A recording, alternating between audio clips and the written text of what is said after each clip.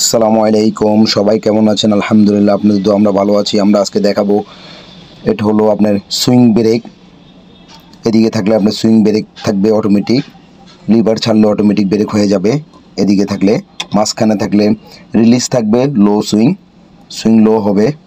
এখানে থাকলে swing release high থাকবে। এটা হলো আপনার টাবলিংয়ের, চেন টাবলিংয়ের জন্য হাই লো, লো হাই চেনের জন্য এটা।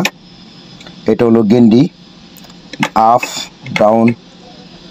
তারপরে এটা আছে সিলেকশন সুইচ, দেখেন এই সেন্টারে থাকবে আপনার ক্রেন অপারেশন হবে।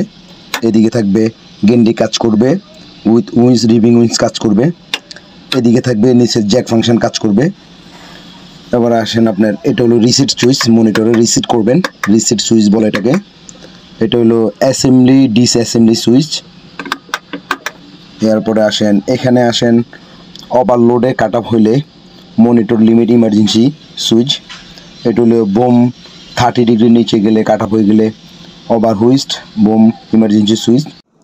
এটা হলো লিমিটে যদি কাজ না করে হুক ওভার ইমার্জেন্সি সুইচ।